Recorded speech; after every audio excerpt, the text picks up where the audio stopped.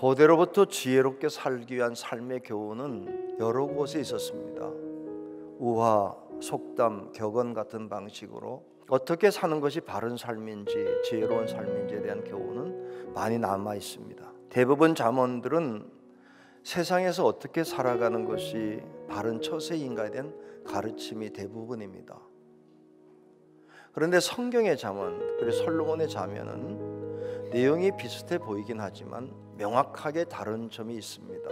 하나님 앞에서 어떻게 살래? 이 질문입니다.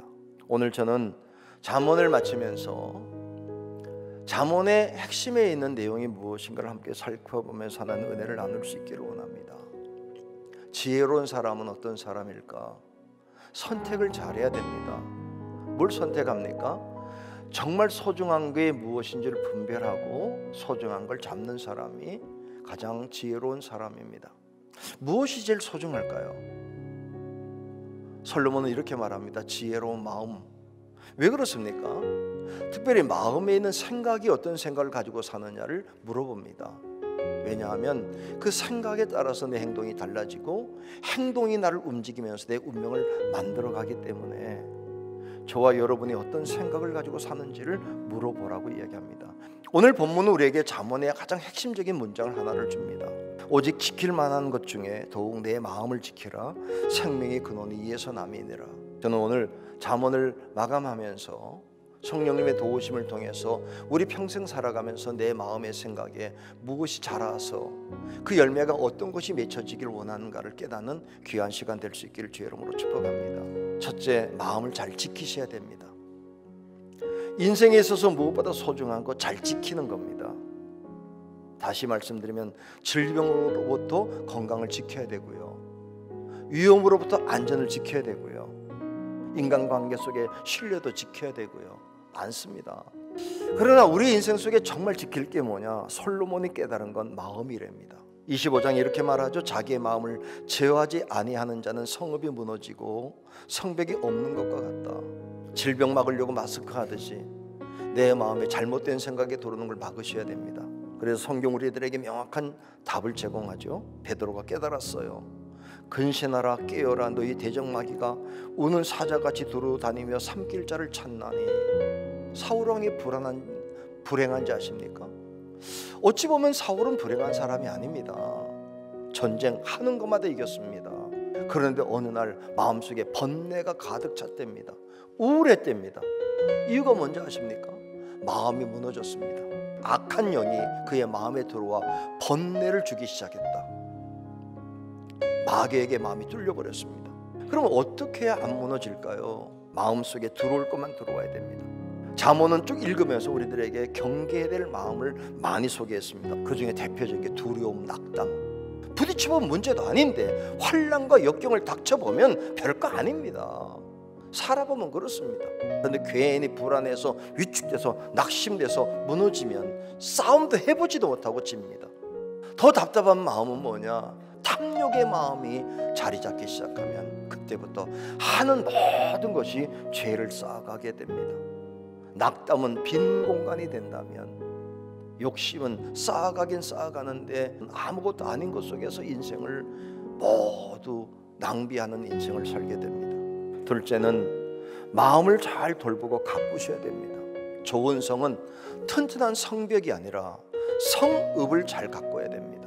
환난과 문제가 닥칠 때 담대한 마음으로 이겨내셔야 되고요, 살아가는 동안에 별 욕심이 다 생길 수 있지만 털어버리셔야 되고요, 그래서 항상 깨어서 내일도 모레도 날 향한 공격이 있을 터인데 마지막까지 이기게 해달라고 기도하면서 나가셔야 됩니다. 그럼 어떻게 하면 좋은 성물로 막고 안에서는 좋은 마을을 만들 수 있을까요? 먼저 좋은 밭을 만들어. 예수님께서도 씨 뿌리는 비유를 통해서 마음의 밭을 설명했습니다. 이런 사람이 있다. 옥토, 뿌리 잘 내리고 줄기 잘 뻗고 열매를 맺어서 30배, 6배, 100배를 거두는 좋은 땅. 이왕이면 어떤 말씀이든지 아멘으로 받아들이고 그 말씀을 성취되게 해서 붙잡고 기도해 나가는 땅이 돼야 됩니다. 그런데 더 중요한 게 뭔지 압니까? 좋은 땅이, 좋은 씨가 맺혀져야 됩니다. 제가 목회하면서 이단으로 빠지는 교인들의 특성을 알게 된 게 그분들이 어떤 분인지 아십니까? 순수한 사람들입니다. 그냥 쉽게 받아들이는 사람입니다. 좋은 밭이 거기에다가 가시를 심으면 가시가 잘 자랍니다. 좋은 밭은 무를 심듯이 잘 자랍니다. 그렇기 때문에 잘 심어야 됩니다. 그렇다면 그 밭에 무엇을 심어야 될까요? 어떤 열매를 거둬야 됩니까? 좋은 땅일수록 좋은 걸 심어야 돼. 믿음의 선배들이 가졌던 좋은 잠언의 씨를 뿌려서 잡초는 뽑아버리고 하나님의 언약의 줄기를 뻗어서 열매를 맺을 때까지 나가야 되지 않겠냐? 셋째는 가장 값지고 귀한 결실을 맺어야 됩니다. 어떤 열매를 맺어야 될까요? 이왕이면 값진 열매가 됩니다. 왜 그렇습니까? 평가받기 때문입니다. 알곡과 가라지 곡간에 가느냐 불태워지느냐 심판입니다. 좋은 결실 맺어야 됩니다. 내가 너희 안에 거하고 내 말이 너희 안에 거하면 무엇이든지 원하는 대로 구하라. 그러면 이루어질 거다. 너희가 열매를 많이 맺으면 내 아버지께서 영광을 받으실 것이요 너희는 내 제자가 될 거다. 열매, 어떤 열매가 돼야 되는지 아십니까? 너희가 내 안에 거하고 내 말이 너희 안에 거해서 그 말이 여러분에게 이루어져야 됩니다. 잠언 52회를 해오면서 시간마다 이런 열매를 맺으라고 얘기했습니다. 많은 열매 맺혀갑시다. 그래서 언젠가 내 모습이 예수를 닮아가는 모습으로 끝납시다. 그런데 마지막의 열매는 한 가지입니다. 생명. 솔로몬이 깨달았습니다. 다윗이 깨달았습니다. 다 누렸습니다. 그리고 내린 결론이 뭐냐? 영생이구나. 헐몬의 이슬이 시온의 산에 내림 같도다. 거기서 여호와께서 복을 명령하셨나니 곧 영생이로다. 지난 1년 동안 저와 여러분이 잠언을 통해서 지혜가 이끄는 삶을 함께 묵상해 왔습니다. 이 잠언의 말씀이 내 속에 열매가 맺혀지면 좋겠고, 언젠가 내 인생의